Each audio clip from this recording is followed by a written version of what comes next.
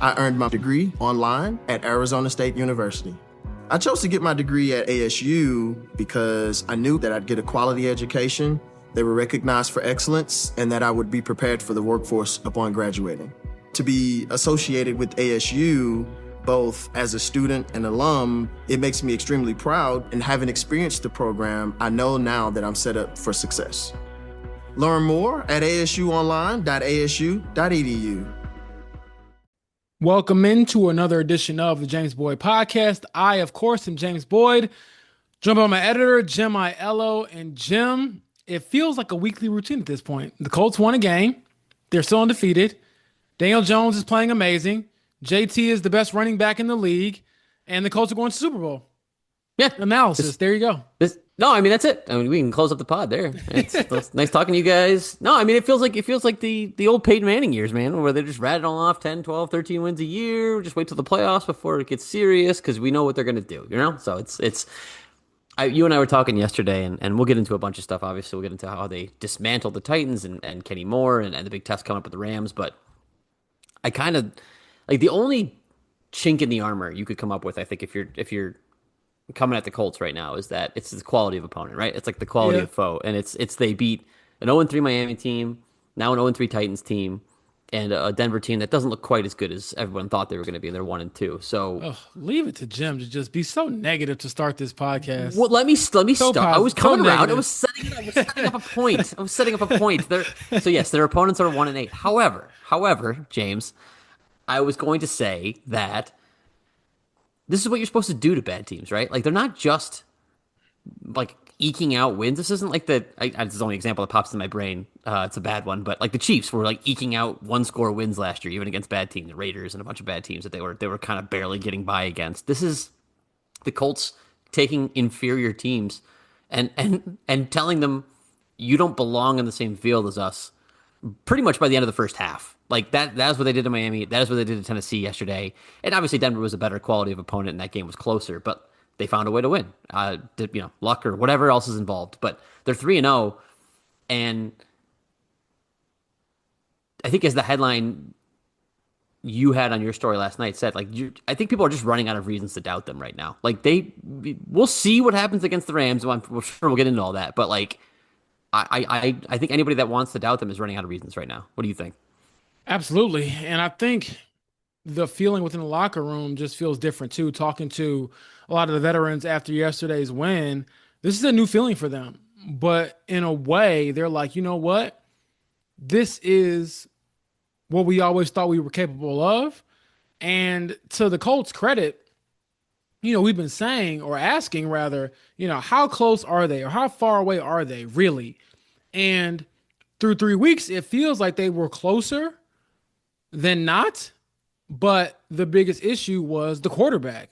And when you add in what Daniel Jones has been doing now through 3 weeks in the season, I guess he finally cooled off yesterday, even though he was 18-25, over 20 yards passing, 1 touchdown pass, no sacks, no interceptions, just clean football. That to me is the biggest obvious catalyst to why this team feels so different. And then you marry that with the fact that JT, Jonathan Taylor, is playing, I think, the best football of his career when you factor in not only the running, which we all know he's great at. We look at the pass catching, the pass protection. Like, these are all things that I think have raised this team's level of play. And it is jarring to see the results of that, Jim, because I keep thinking of this stat in my own head. All 8 of the Colts wins last season were by a single possession, 1-score games. Right. They have 2 this year by more than 1 score, obviously, but they're beatdowns. And I'm just not used to seeing that. I mean, even with the Colts, when they won games they were supposed to win last year and in years past, it always felt like they were playing down to that competition. And to their credit, there were a couple of games in recent years, I think of the Chiefs from 2022, where they played up to the competition a little bit. But like, the ability to just make teams break, similar to how Indiana did my Illinois. Yes, I've heard it all from you people. He's out still there wearing the reminding Indiana, me. still winning the, Yes, wearing it, I know this repping isn't it a today. visual podcast, but the hoodie has stayed on I'm letting from people know. from the fan morning show to the James Boyd podcast. Yes, I You am look good a in red, James. You look I good. know, I know. As people keep telling me, I hate it. I hate it. But in all seriousness, that's what it felt like. It felt like you're watching a JV team go up against a varsity team. And in those scenarios, the varsity team is supposed to win. There was not a facet of yesterday's game in which I felt like the Colts got outplayed. If you want to nitpick, you can say, okay, Spencer Schrader, you missed a 50-plus yard field goal. Might want to keep an eye on that. Yeah. 4th and 8, late in the game, 4th and goal. You allow them to get an 8-yard touchdown pass. That kind of happened against Miami where they were going to get shut out. So you kind of broke on that 4th down. Touchdown pass for them. But even then, like, what are we really talking about? I mean, Grover Stewart had a blocked kick.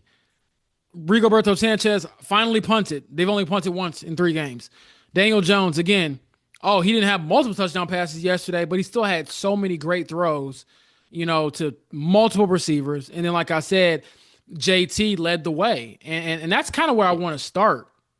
When you look at the play of the running back, that to me, I can't say it's really flown under the radar because JT was the AFC Offensive Player of the Week last week. But I do think that is I mean, he could win it twice in a row for sure. But I think, Jim, for me, and feel free to weigh in, it feels like that is a secondary narrative to what Daniel Jones is doing here with Indianapolis. But man, if there was ever a reminder of how good JT is and how historically good he is, because I'm like, this guy, you look at all the numbers, he's one of the best running backs of this era, but also one of the best the Colts have ever had. And so when you factor all that in, Jim, how do you think his level of play has married so well with Daniel Jones and what that could mean for this entire team?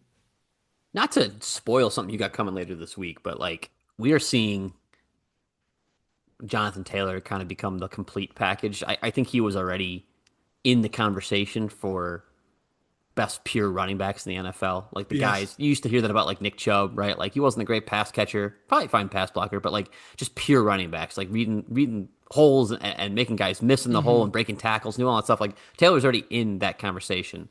But the two things he has going for him this year, to me, are that one, he's rounded out his game. Like he has become an asset, I would say, so far in pass protection. He has picked up. We've seen him pick up blitzes. We've seen him chip guys. We've seen him be a real contributor in the pass protection for Daniel Jones, which is huge because Daniel Jones has struggled in the past with taking sacks. And right now, the Colts are doing he's been under some pressure, don't get me wrong, but he's doing a good job of getting the ball out quick. But Jonathan Taylor is playing a big role in both being an outlet for him and in picking up some of the pressure. And that's not something we saw a ton of from Jonathan Taylor. Not to say he didn't have good moments before, but it was always kind of one of the, I'd hesitate to even call it a weak part of his game. It just wasn't a very good part of his game. I would say it was weak. I'm not gonna lie to you. I would say it was weak. Yeah, that's fair. I mean, I think back to last year, Jim, when that the Green Bay game, week 2 at Lambeau, they took him out for the entire 4th quarter because they didn't think that he was a good pass catching back or a pass blocking back. And that has stuck in my memory because I remember that game. He was playing so well from a run standpoint, just pure running, like you alluded to. But the rest of the game, that was not there. And so to see him, I think JT might be in year 5 or 6 at this point. I think he was drafted in 2020. So 2020, 21, 22, 23, 24, 25. Yeah. It's like 6 years. Counting on my fingers like I'm like one of your kids or something. You got it. So your 6 is right. Yeah. 6 years in, still evolving, still getting better. That is a big, big testament to his continued growth, but also his desire to try to complete, like you said, his skill set. And I think we're seeing that. And trust me when I say that there has been internal talk about the fact that he has not been a great pass blocker. Like that is not something that's been new. So this year to see that's a huge piece to this team for sure. Let me ask you about that because you probably know more about this than I would, having talked to people around the team.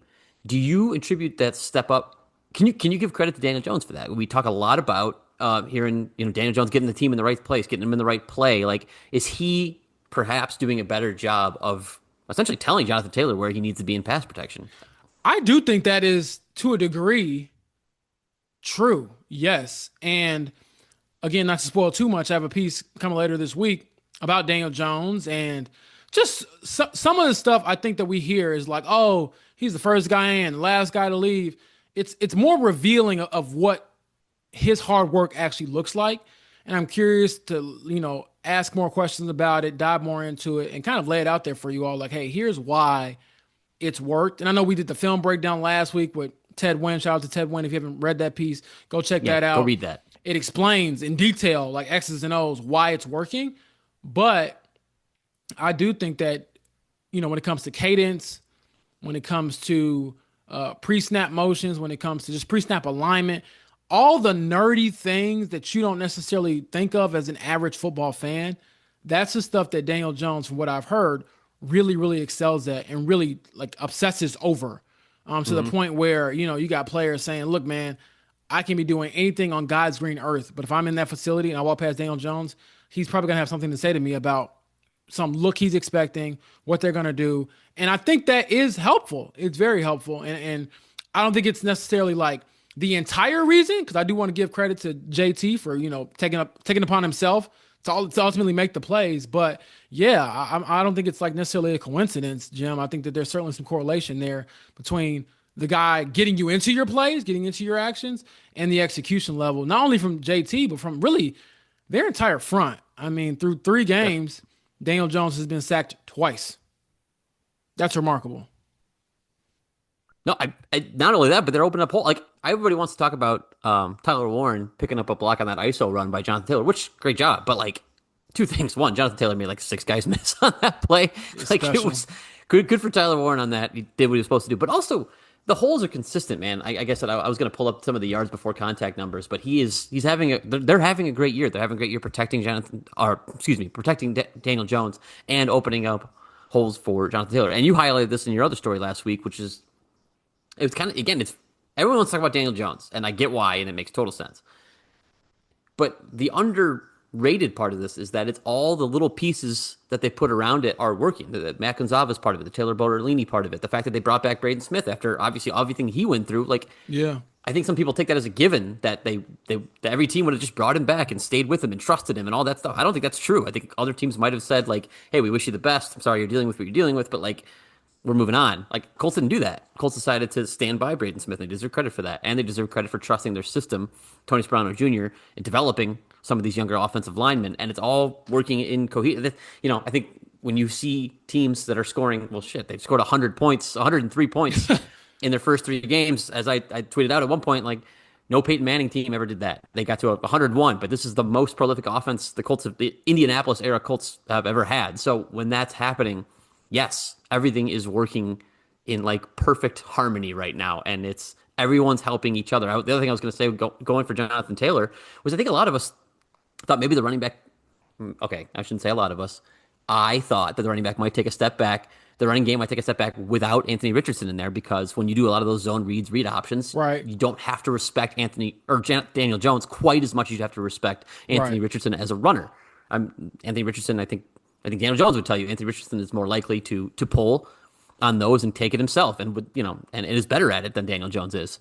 But that hasn't been as big of an issue because I think Ted Wynn highlighted it really well in your piece, you guys, last week, that there's a couple times where he's just reading everything. There was a little pop pass to Michael Pittman where he fakes the handoff to Jonathan Taylor and just takes it away and pops it over for like an easy 11, 12-yard gain over the middle to Pittman. So he's doing everything right. Everything's working in cohesion, offensive line, running game. Like you said, Daniel Jones is getting people into the right spot, into the right plays, and they're just, shit, man, they're just mowing people over right now. Absolutely. And I'm looking at some of the advanced stats from JT's another big time performance. 100 yards, 3 touchdowns. And I looked at his career averages, Jim, to kind of put it in perspective. He's averaging 90 rushing yards per game for his career.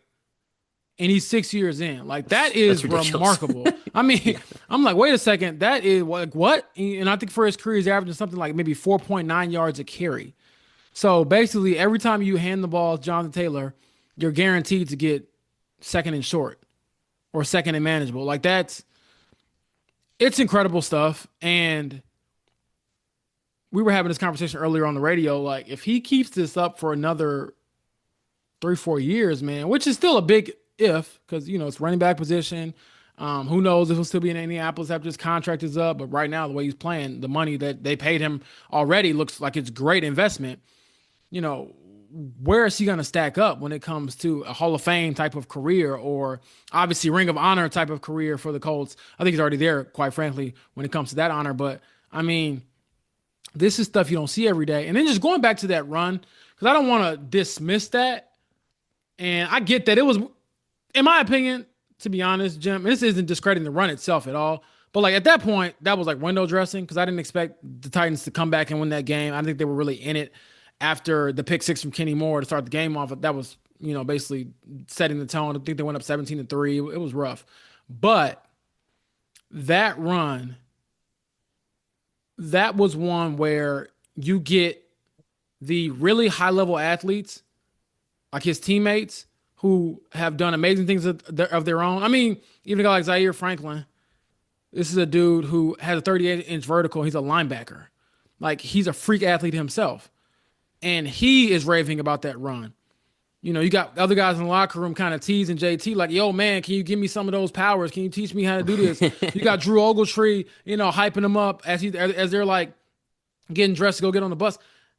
When you have grown men who are freak athletes and they get giddy about a play that they saw from one of their peers, it just kind of puts it in perspective how cool it is to see a run like that. And I would argue, JT has a lot of highlights in his career. That might be the best run he's ever had, because it was special. Yes, Tyler Warren, great block at the fullback position, no less. And that was the play. Cool. Yes, and that was the play, Jim, and feel free to chime in. What'd you think of like the lead to my story about that? Because this was the play that Shane Steichen loved, and he's kind of become in this routine where he will talk to us off the record on Fridays. And for those who aren't familiar, off the record means like we just can't report any of this stuff, but it's just good for background knowledge. And he told us, hey, we got to play up this week. We got an ISO run. I think it could work. I think it could pop. And he's like, he's telling us like, everyone shut up, don't say anything, but we'll see. And they popped that one. And JT, obviously, I mean, he figured it would go for like a first down or potentially a touchdown. Right. But like JT kind of just did everything else once he got to the second level. But the look on Shane's face when he came to us after that game and was basically saying like, I told you so, I told you this would work. How'd you feel about the conviction he had in that play, but also what it means for what we've seen in this offense this season? I think you kind of enlightened me to what it means for more big picture wise. Well, it's a lot of pressure on me. No, I just think, like I said, I think no, I mean, you were telling me, hey, look, this is just validation for like what they've been telling us and how many bets they've kind of placed on so many different things. When the bets hit, that's such a big deal inside a locker room too, man. Like I can't just inside the locker room. It means so much when a coach tells you this is what's going to happen and then it happens. Like the amount of trust and faith that you put into that coach, especially not to say that like Steichen lost the faith of his team, but last year, the last 2 years, last year mostly just didn't go obviously the way that Shane Steichen would have wanted. There was a lot of confusion about his messaging. I think there were players in there who weren't necessarily thrilled about the way things went with the quarterback situation and the way things were going with the offense, and they didn't know. And remember the quote from our story, our big piece at the end of the year: "There's no vision here." No, right. The head coach is not absolved of that quote. The GM, the owner, nobody is. When a player says that in your face style, I mean, you got to own that. Agreed. And so now Shane Steichen has handpicked Daniel Jones to run his offense, and then said, "This is the vision. This is how it's going to go."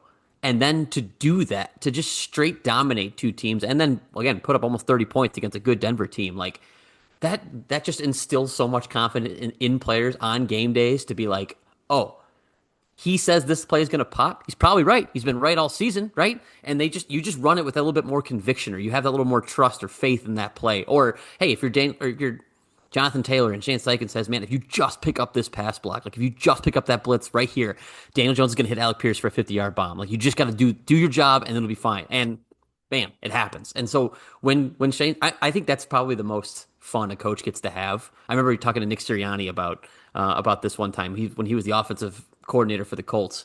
He didn't call plays, right? But like what he did was study tendencies a lot from other teams. That was his big thing, was that he could pick up on tendencies from other defenses. And when he said, okay, here's what we'll do to exploit that tendency, and here's the play that it will work. I think it was an Ashton Doolin bomb like 4 years ago that hit right down the seam.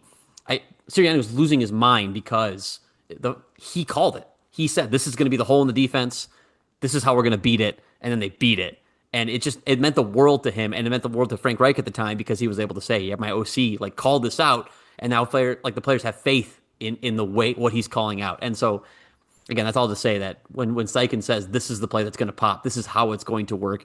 Tyler Warren's going to play fullback and is going to pick up this block of the linebacker, and JT's going to do the rest. Like, man, you got to feel pretty good as an offense if you're it almost feels like he's telling the future, right? Like you're like, oh man, my OC's seeing, like my head coach is seeing stuff that nobody else is seeing right now, and he's putting us in a better position to win. But to get just real quick, yards after contact, Jonathan Taylor is leading the league right now at 4.3 yards after contact. He's like middle of the pack yards before contact, so that's good for the Colts offensive line. Not amazing or anything, but yeah, just to highlight what you said, like he's on a different level right now. He is doing things like freakish things at the running back. You and I, we lock in on the Colts and for me, the Giants every week. So it's hard to say, like, but I find it hard to hear an argument that another running back, like that he's not in the conversation for best running back in football right now. He truly looks like it. Exactly. And I think that's also an advantage when you have a player who's a top 3, top 5 at his position. They can be the best player on the field on any given day. And that also changes things because, again, that run was going to be a first down run because of the design, the blocking, and then he got to the second level, and it was like, oh, there's probably 3 people on earth that can do what you just did, which was, juke one of the defensive backs. Okay, I'm going to juke him. Then I'm going to spin off this other guy, and then I'm going to run through an arm tackle, and then I'm going to just outrun everybody to the end zone. JT, for as big as he is, he's still one of the fastest players, not just running backs, just players in general in the league. And so, again, kudos to him. Kudos to Daniel Jones. I mean, I don't know how much more I can really say about the guy. I believe he has, and what this is what I can say, and not just for him, but for the entire offense. They haven't committed a turnover through 3 weeks, and that is huge. I mean, this is the team that football is not. I've always fluctuated between this, Jim, where I'm like, football is such a complicated sport, and on other hands, I'm like, it's actually not. You know what I mean? Like, when I look at like the schemes and even doing some of the stuff with Ted Wynn last week with the film, I'm like, man, this is so like, I didn't even notice this. Like, this is nuts. But then it comes down to looking at like regular numbers, not the advanced stats. And one of the stats that almost always assures you either winning a game or remaining in a game is if you don't commit turnovers. And they haven't really shot themselves in the foot as they have in years past. And so, was Daniel Jones as great as he had been through the first 2 weeks? No, but he was still really freaking good. I mean, I'm nitpicking here. So what? His stat line looks totally different if we sit up here and say, hey, instead of handing the ball to Jonathan Taylor for those 1-yard plunges, we could just give the ball to Daniel Jones. Like, I don't know if Shane Steichen felt bad for fantasy owners there, Jim, and they were like, you know what? Let's give JT some love and his fantasy owners some love. He didn't have any rushing touchdowns. Yeah, but I'm like, what Daniel Jones did yesterday was pretty much the same thing that he's done through the first 2 weeks of the season, which is play outstanding football, great football, and then peppering the field with those different throws. I can go on and on about that guy, but MVP caliber play from Daniel Jones through the first 3 weeks, and then offensive player of the year play for JT through the first 3 weeks. I mean, hell, if you want to flip-flop the two, I don't care. No, and I'll add one. I was going to say, but through 3 weeks, which means nothing, right? Grand scheme of things, it's 3 weeks. It means nothing. But you're right. You have the offensive player of the year in Jonathan Taylor. You probably have, I mean, just by EPA per dropback and some other stuff, you have the MVP in Daniel Jones, and you have coach of the year in Shane Steichen right now. Frankly, like that's just true up and down the board. They're front runners for those 3 at the moment, which is wild to think. I mean, 3 games still feels like a small sample size to me, which brings me to my, our weekly crow conversation. I will, like I said, I said a month. If they look this good, if Daniel Jones looks this good against the Rams defense, which is legit, by the way, they gave Philly all they could handle, at least for the first like 3 quarters yesterday, and they can get after the passer and they do some good things. So if they if they hang 30 on the Rams, not to say that's the minimum or the barometer, but if they hang 30 on the Rams, then I'm going to have a hard time not buying in completely to what Shane Steichen and Daniel Jones are doing this year. So, Absolutely, absolutely, and not to focus too much on the offense, even though we spent probably like 20 minutes talking about the offense. I want to give some love to the defense as well. do This it. is a game that you kind of circled, Jim, is like, are we gonna look back at this game and say, oh my gosh, this Colts defense, that was the statement game? No, but to me, it was a get right game. You didn't play Yeah. all that well against the Broncos. You allowed them to score every time they reached the red zone, which ironically yesterday they did the same thing with the Titans. The Titans had two red zone trips that ended in touchdowns, but again, if you actually watched the game, you would see how dominant that defense was. Starting with Kenny Moore the second, I thought Cam Ward, Set the tone. yeah, I mean, a really, really poor throw. Yeah. Third play of Just the didn't see game, him. second play of the game, just didn't see him and lofted up a lollipop of a throw. I mean, that ball was in the air forever. Probably the easiest interception or one of the easiest interceptions of Kenny Moore's career. Returns it for a touchdown. And honestly, I have forgotten how many times Kenny has scored in his career. He's 9 years in. He's got 5 touchdowns, I'll say four or five. Yeah. four pick sixes, and a fumble recovery touchdown as well. So that set the tone from there. And then you look at what the Titans are dealing with, depleted offensive line, Yeah. brother. It was curtains from the start of the game, Jim. I mean, I saw DeForest Buckner get off the ball, start the game, and I was like, oh boy, this is going to be a long day. So you got end up with 4 sacks on Cam Ward, 8 tackles for loss, and I believe the Titans might have finished the game averaging maybe like just over 4 yards per play.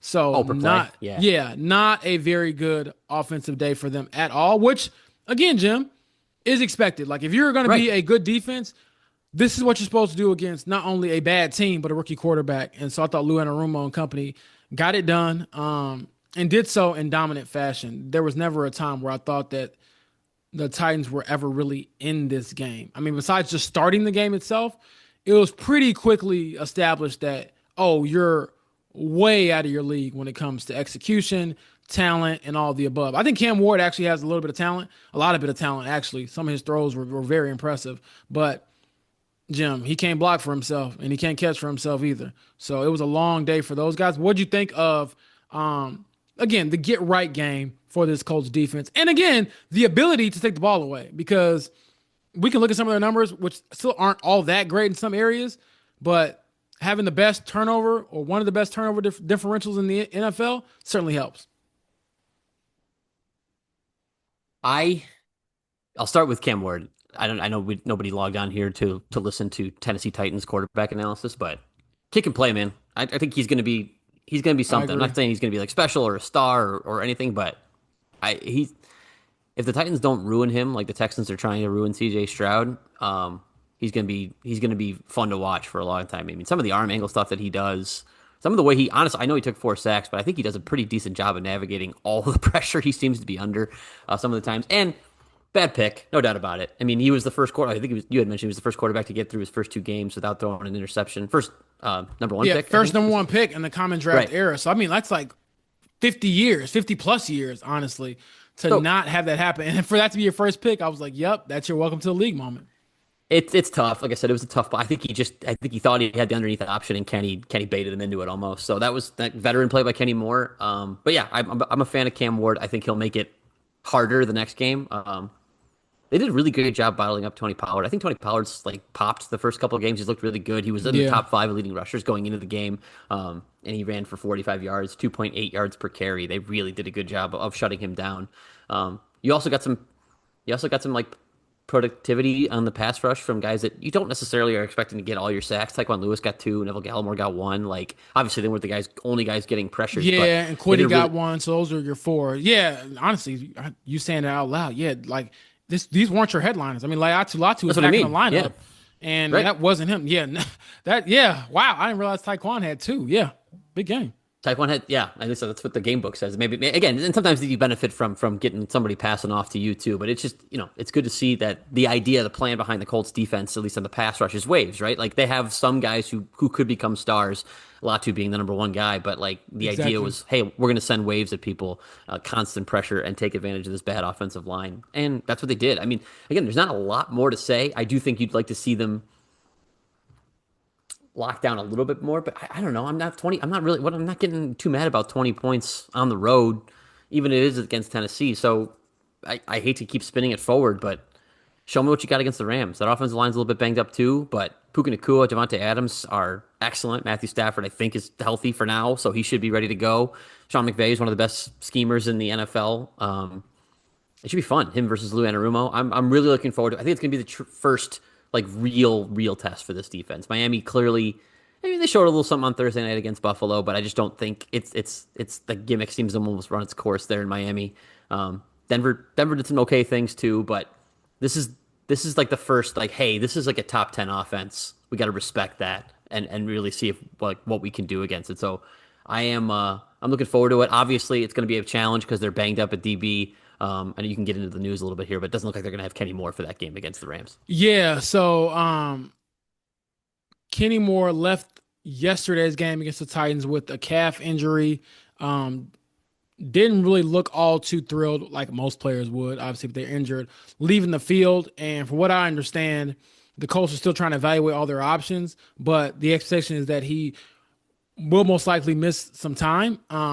Now, I believe it was Ian Rappaport who put out there just definitively, hey, he's going to be out in a couple of weeks. From what I understand, the Colts still evaluating, but they're not like, from what I understand, this isn't like a super crazy injury, something that's like, oh my God, his season's over. But it is something that could limit him for some time. And again, Ian Rappaport already putting out there, hey, this guy is going to miss some weeks. And so that's a big blow for your secondary, especially going into a game like this. And then when you look at what they did in retaliation to that, or in response to that, so they went out and signed Mike Hilton. And according to league sources, he'll be joining the Colts practice squad later today.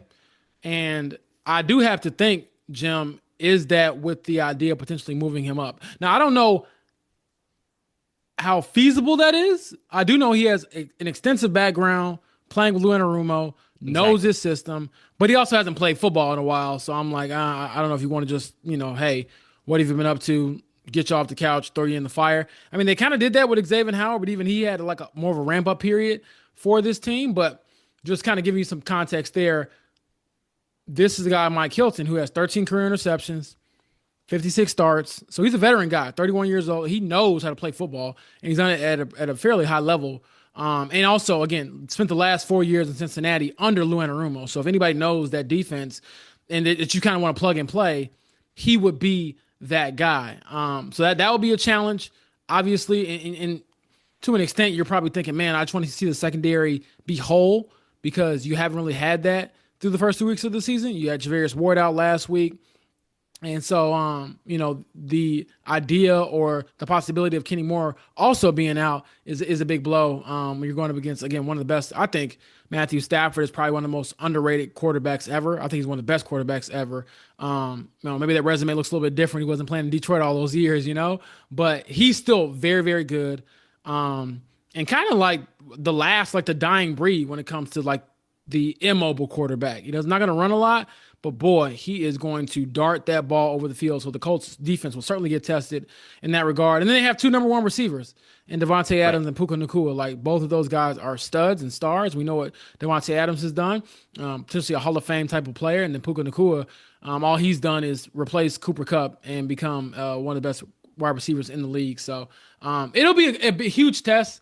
I'm excited about it, even defensively. I mean, look at Jared Verse and what he does and the disruption he causes on defense. Like, I love watching that guy play. Yeah. Oh, man. Fun. Yeah, he is. And he got a big personality. And honestly, he was somebody that I was thinking, man, you talk about Latu, that's who you're going up against. That's who you're competing against. That guy was drafted after you.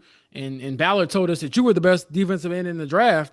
Show me something. Let me see it. So this is for real. And we talked about this on the phone before I filed my story yesterday, and I would love for you to kind of expand on this, Jim, and where your head was at when you mentioned it to me. But, and again, we'll get out of here. This isn't a long conversation, but just the idea of there's more pressure on the Colts now than at the beginning of the year, or I won't even say more. There's a lot of pressure on them, but for wildly different reasons than what we probably would have predicted at this point in the season. Like, I wouldn't have predicted they would be 3-0. No. I might would have said, hey, maybe 2-1, oh, maybe 1-2, but hell, maybe 0-3, whatever. But the fact that they're 3-0, that adds pressure to this season for the right reasons. And so, how do you feel about the bar they keep kind of setting for themselves and this need to kind of go chase it now because there is no going back. Like after you start 3-0, if you don't make the playoffs, if you Oh don't win the yeah. division, if you don't, have something to show for this, everyone's going to look back at this as a complete failure at this point. Like there is no more wiggle room, gray area. No, there's no more of that. So how do you feel about just that aspect of it and kind of being in your face with it? I mean, it is very clear that the Colts are right now one of the best teams in football. Yeah, we thought that Shane Steichen and Daniel Jones were kind of playing and coaching for their jobs, right? Like Yeah. Daniel Jones, I shouldn't say Daniel Jones was playing for his job, and we didn't know. We still don't know where that's going to go in Indianapolis, Yeah. but we knew that this thing didn't go well this year. Shane Steichen was probably gone. Yeah. Chris And for Ballard was Daniel, I mean, probably if he didn't gone. play well, is he done? Right. Is he a starter again? Like you're right You're about right. that. They're all playing for their jobs, and now I'm looking at our great friend Austin Mock, who does a great job projecting at the NFL for us at the Athletic, and just a little teaser. There will be an awesome projection model website for you guys to all check out here coming soon within the next week or I two. love this. It's going to be great. But I have the numbers because I know Austin and Austin's the best. But he was sending me the numbers this morning. 86% chance now for the Colts to make the playoffs, according to his model. 70% chance to win the division, which is something obviously the Colts have not done. And that is the one thing hanging around kind of Chris Ballard's neck is that he has not been able to lead this team to a division title. So you talk about the pressure. I mean, shoot, I'm looking at it. He's got a 10% chance for the Colts to win the conference title. Like his model is seeing the Colts as a legitimate team. Still below the Bills, still below the Ravens, and probably the Chiefs too, but still a legitimate team in the AFC. So yeah, you're not wrong, man. Like that, there are realistic expectations now from inside the building. They've always had them, I would bet, and outside the building now is starting to match. They're starting to see like, hey, this is a team that has all the component pieces they need to give a lot of good teams problems. Which again, it keeps leading me back to this Rams game. Like I cannot wait for this Rams game because I wasn't sure what to expect with Denver. I knew Miami was not very good. I knew the Titans weren't very good. Like now with the Rams, man, that's a barometer game for me. It's on the road. It's West Coast. That's not easy to go all the way out there and play. If they can show up and doesn't have to win, but play a good solid game against the Rams, you'll have every reason to believe that this team is like legit going forward. I believe they are legit right now. I mean, if you look at almost all the advanced metrics, the way they're playing, it doesn't seem too fluky other than, like you mentioned, the turnovers, the fact that you have none. You'll have some bad bounces come along the way.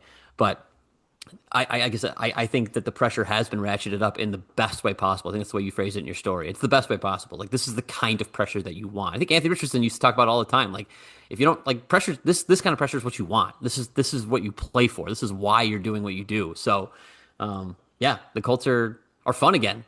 You can embrace that. Like it's the fun kind of pressure, man. Like I said, they go into weeks that I'm sure they're not favored this game going to the Rams, but they're not 10-point dogs, or even 8-point dogs like they probably were last year in a game like this. This is going to be one of the marquee matchups of the week. Absolutely. And that is pretty much all we have for this episode. Wanted to keep it light and tight for you. One other housekeeping note to mention, Alec Pierce left yesterday's game with a concussion. I believe that is his third concussion since coming into the NFL. This is his fourth season. So it's something to keep an eye on for Alec Pierce. Obviously, I want him to be great as far as his mental health and his life outside of football and all those things. And also from a football standpoint, be able to get back to do what he wants to do. But if he is indeed in the protocol, which we'll get an update from Shane later today, then typically a player misses at least 1 week of football action. So they could be going out to LA without Kenny Moore in the slot and without Alec Pierce as that deep threat. So again, you're a little banged up, going against a great team, you're on the road. These are all the types of tests to kind of figure out what your team is made of. Who are you for real? And honestly, me being the troll I am, I still think that I don't know if I believe until I see them win in Jacksonville. Which is not till December. So perhaps They won the opener. I know exactly. So I'm like, just check all the boxes and curses to end the season. But Jim, what we're watching has been really, really fun to kind of detail, chronicle, and I know you're saying you're not eating the crow just yet. Don't worry. I feel like between IU and Indianapolis Colts football, my predictions for both, I have had a pile of humble pie and crow on my plate for the last couple of weeks now. So for those listening, thank you all for tuning in. Me and Jim will check in with you all very, very soon. This time after, I guess, my first true road trip or plane trip. I drove to Nashville. No more driving, Jim. I think I'll fly to LA next week, and we'll check in with you all very soon. But until next time, my friends.